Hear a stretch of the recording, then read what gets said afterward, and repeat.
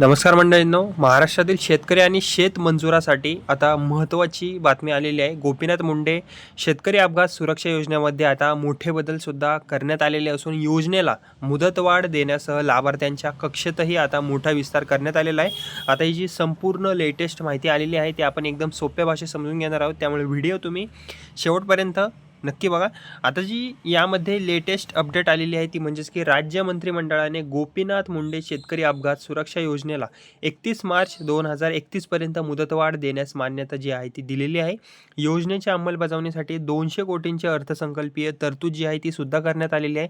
तसेच आता दुसरी अपडेट काय की आता या योजनेतील सर्वात महत्त्वाचा बदल म्हणजेच की भूमिहीन शेतमजुरांचाही समावेश यामध्ये करण्यात आलेला आहे. म्हणजेच की स्वतःच्या नावावर जमीन नसली तरी शेतीमध्ये काम करणाऱ्या पात्र शेतमजुरांना अपघात झाल्यास योजनेचा लाभ हा मिळू शकणार आहे. ओके, तसेच आता यामध्ये आणखीन एक बदल म्हणजेच की महाराष्ट्र महिला शेतकरी सक्षमीकरण अधिनियम 2026 अंतर्गत प्रमाणित महिला शेतकऱ्यांनाही या योजनेचा जो लाभ आहे तो मिळणार आहे.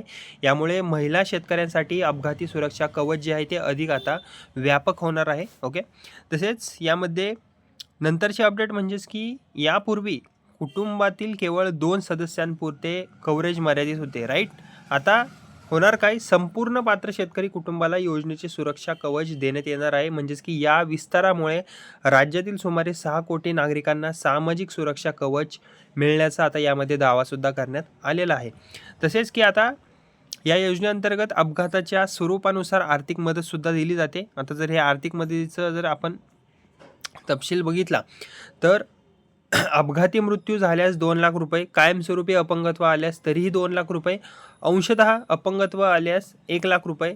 म्हणजेच की पात्र लाभार्थ्यांना परिस्थितीनुसार थेट आर्थिक मदत आता मिळू शकणार आहे. ओके, तसेच या योजनेमध्ये शेती आणि दैनंदिन कामाच्या वेळी होणारे विविध अपघातांचा यामध्ये समावेश आहे. यामध्ये शेती करताना होणारे अपघात, वीज पडणे, पूर, सर्पदंश, विंचूदंश, विजेचा धक्का, रस्ते आणि वाहन अपघात, उष्माघात म्हणजेच की हीट स्ट्रोक, रेल्वे अपघात, झाडावरून पडणे, जनावरांचा हल्ला यांचा यामध्ये समावेश आहे. याशिवाय अंतर्गत रक्तस्रावाचाही नव्याने समावेश यामध्ये करण्यात आलेला आहे. ओके, आता जर आपण याबद्दलची अजून एक अपडेट जर बघितली ती म्हणजेच की वयोमर्यादा. ओके, आता वयोमर्यादेत कोणता बदल झालेला आहे तर जुन्या योजनेमध्ये वयोमर्यादा जी होती ती 10 ते 75 वर्ष होती. आता विस्तारित योजनेनुसार वयोमर्यादा 18 ते 75 वर्ष करण्यात आलेली आहे. त्यामुळे आता 18 वर्षे पूर्ण झालेल्या पात्र व्यक्तींना या योजनेच्या कक्षेत आणण्यात आलेले आहे. ओके, तसेच नंतरची अपडेट म्हणजेच की भूमिहीन शेतमजुरांसाठी एक महत्त्वाचा बदलसुद्धा करण्यात आलेला आहे. जमीन मालकी नसल्यामुळे त्यांच्याकडे 7/12 उतारा किंवा जमीन अभिलेख नसला तरीही पात्रता सिद्ध करण्याची आता सुविधा राहणार आहे. ग्रामपंचायत किंवा गाव पातळीवरील महसूल अधिकाऱ्यांकडून शेतमजूर असल्याचे प्रमाणपत्र आता त्यांना घेता येणार आहे. तसेच आता या योजनेच्या अर्ज आणि मदत वितरण प्रक्रियेतही आता बदल करण्यात आलेला आहे. विमा कंपनीमार्फत प्रक्रिया करण्याऐवजी आता DBT म्हणजेच की डायरेक्ट बेनिफिट ट्रान्सफर पद्धतीने आर्थिक मदत देण्याची व्यवस्था यामध्ये करण्यात आलेली आहे. म्हणजे की पात्र लाभार्थ्यांना मिळणार जी मदत आहे ती थेट त्यांच्या बँक खात्यात जमा केली आता जाणार आहे. ओके, तसेच लाभाची रक्कम पात्र लाभार्थ्यांच्या बँक खात्यात DBT पोर्टलच्या माध्यमातून जमा केली जाणार आहे. यामुळे मदत वितरण प्रक्रिया जी आहे ती अधिक थेट आणि पारदर्शक करण्याचा प्रयत्न यामध्ये करण्यात येणार आहे.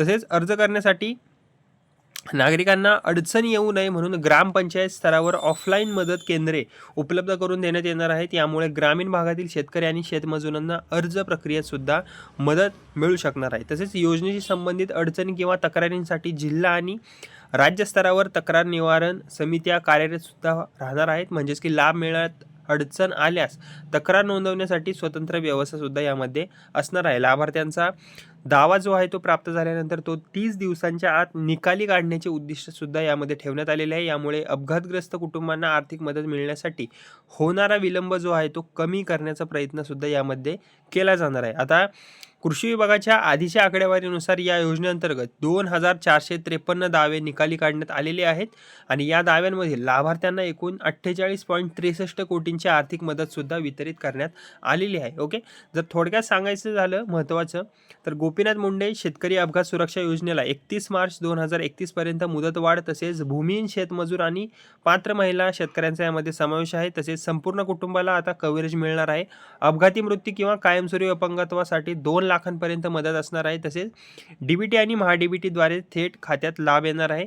अशी महत्त्वाची व्यवस्था आता या योजनेमध्ये करण्यात आलेली आहे. आणि ही जी माहिती आहे ती महाराष्ट्रातील शेतकरी आणि शेतमजुरांसाठी विशेषतः महत्त्वाची आहे. त्यामुळे मंडळींनो, सगळ्यात पहिल्यांदा तुम्ही या व्हिडिओला लाईक करा. तुम्हाला काही कमेंट करायचे असेल तर या व्हिडिओच्या खाली तुम्ही करू शकता. आणि माझं हे बडी नावाचं चॅनल आहे, त्याला सबस्क्राईब करायला विसरू नका. धन्यवाद.